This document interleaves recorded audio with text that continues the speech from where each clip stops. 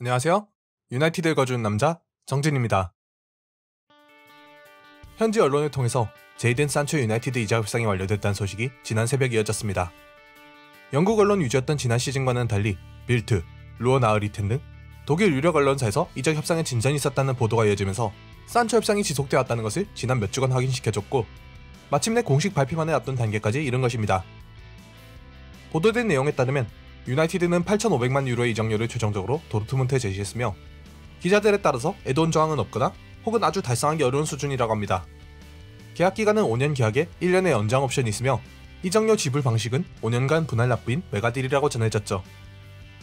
최근 파운드와 강세 등의 여파로 산초의 가격이 상대적으로 저렴해졌다는 점이 이런 대형 이적을 가능케 하는데 크게 작용한 것으로 보입니다. 참 길었던 협상이었는데요. 이번 영상에선 지난 시즌에 다뤘던 내용과 달라진 현 시점에서의 산초 영입 의의와 그 전술적 가치를 이야기해볼 것입니다. 제 채널의 최초 영상들이 산초 영입과 전술적 가치에 대한 내용이었으니만큼 해당 영상들을 참고하시면 더 잘 이해하실 수 있으리라 생각합니다. 다만 그때의 전술적인 환경과는 쇼의 환골 탈퇴, 카바니의 급부상 등 분명 전술적인 맥락이 달라진 부분들이 있으므로 이번 영상에선 기본적인 이해 방식은 그때와 동일하게 들고 가되 그때와는 달라진 관점에서 전술적인 포인트를 업데이트해 나갈 것입니다. 우선 산초에 대해서 첫 번째로 짚어봐야 할 부분은 조력자 브루노에 대한 내용입니다. 기본적으로 지금의 브루노 페르난데스는 유나이티드에서 주연처럼 뛰고 있지만 사실 브루노는 조력자 포지션이 더 어울리는 선수입니다. 박스 근처에서 정밀 타격을 가하고 공격 포인트를 양산하는 것도 좋지만 브루노의 진짜 강점은 상대 압박이 강한 구역을 살짝 벗어나서 원거리에서 경기를 풀어나가는 플레이메이킹 능력에 있죠. 실제로 브루노가 가장 많은 창조성을 발휘하는 영역도 박스 인근보다는 왼쪽 하프 스페이스와 측면 외곽 지역입니다. 브루노가 워낙 영리하고 뛰어난 능력을 갖춘 선수라 유나이티드가 그에 크게 의존하고 있긴 하지만 브루노를 제1 기회 창출 옵션으로 삼는 유나이티드의 현재 상태는 브루노의 100%를 끌어내지 못하고 있다는 것이죠. 그래서 그런 브루노를 조금 더 잘 활용하기 위한 고안이 가짜 윙포워드로 기용되면서 전술적인 스위칭을 가져가도록 고안된 2명의 10번 전략 하에서의 포그바 활용이었습니다. 공을 다루는 데 능숙한 포그바는 공을 잡고 속도를 붙일 수 있도록 기본적으로 외곽 쪽에 배치하되 유동적으로 안쪽으로 밀고 들어오면서 뒤에 창출자 역할을 맡고 브루노는 포그바가 비운 위치를 메꾸고 조력하면서 경기를 풀어나가는 능력을 발휘하도록 한 것이죠. 이 방식은 분명 유나이티드가 지난 시즌 후반기를 보내는데 매우 중요한 역할을 하였지만 임시 변통이고 그 뒷선 3선의 창조성이 떨어진다는 점에서 문제를 드러냈습니다.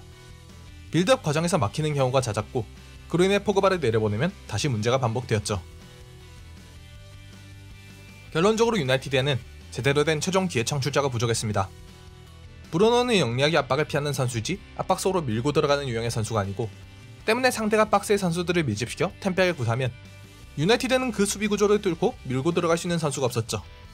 유나이티드가 지난 시즌 유로파리그 결승에서 에메리의 BRL에게 당했던 이유도 템백을 뚫어내는 능력이 떨어진다는 것이었습니다.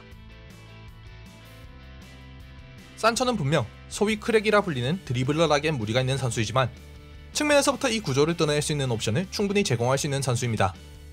좁은 공간에서 볼을 간수할 수 있는 기본기가 잘 갖춰져 있고 개인의 능력으로 부족할 때는 팀 단위로 차근차근 썰어갈 수 있도록 조력할 수 있는 포지셔닝 능력도 있죠. 그러면서도 왼쪽에서 주로 활약하는 레시포드나 브루노 그리고 쇼에게 치우쳐진 밸런스를 오른쪽에서 맞출 수 있다는 점에서 분명 매력적일 수 있는 옵션이었습니다. 잠깐 여담으로 사실 앞서의 문제점을 해결하기에 유나이티드에게 가장 적합한 선수는 아스톤 빌라의 잭 그릴리시였습니다만 그릴리시는 기본적으로 좌측면을 활용한다는 점, 영시 산초 이상의 이적료가 예상된다는 점, 레시포드가 오른쪽에서는 왼쪽만큼의 파괴력을 발휘하는데 실패했다는 점에서 결국 산초 영입이 강점을 지닐 수 있었습니다. 어쨌거나 산초 영입을 통해 유나이티드는 브루노에게 직접적인 박스 쪽 지원을 맡기기보다 외곽에서의 지원을 요구할 수 있게 되었고 포그바 역시 자연스럽게 아래쪽으로 내려가 빌드업을 지원하면서 후방의 볼 전개 문제를 해소하는데 큰 도움을 줄 수 있겠죠. 남은 이적 예산을 통해 센터백의 영입이 예정돼 있고 여기에 포그바의 파트너 볼란테까지 성공적으로 공수할 수 있다면 유나이티드의 공격 부분 당면 과제는 상당 부분 해소될 수 있는 것입니다. 그렇다면 유나이티드는 산초를 어떻게 활용하게 될까요? 사실 이 부분에 대해서 산초가 왼쪽에서 뛸 때의 폼이 오른쪽보다 더 낫다는 말이 지난 시즌 자주 나왔고 완비사카의 공격력으로는 사이드백과 협업이 중요한 산초에게 조력이 제대로 이루어질 수 없다는 의견이 있어 왼쪽에서 뛰는 것이 낫지 않겠냐는 의견이 많지만 기본적으로 좌우 모두에서 뛸 수 있는 산초의 경우 레시포드가 버티고 있는 왼쪽보다는 오른쪽에서 출전하게 될 가능성이 매우 큽니다. 그린우드가 있긴 하지만 그린우드는 점차 카바니와 경쟁하면서 중앙 공격수 입지를 차지하는 데 주력해야 할 선수이죠. 팀 내 핵심급이자 주포인 레시포드가 오른쪽에서 실패에 가까웠던 점에서 산초가 자연스럽게 오른쪽에서 출전하는 빈도가 높아질 수밖에 없는 것입니다. 그 경우의 난점은 역시 완비사카의 공격력 문제인데, 사실 저는 이 부분에서 크게 걱정할 이유가 없다고 보고 있습니다. 다음 영상을 통해 다루겠지만 비사카는 지난 시즌 유나이티드에서 가장 전술적인 손해를 크게 안고 뛴 선수였습니다. 수비에서는 센터백들의 기동성 문제를 해소하고자 비사카에게 전술적인 제약을 주었고, 공격에서는 공격 나름대로 제대로 된 우측 공격수가 없다는 제약이 있었죠.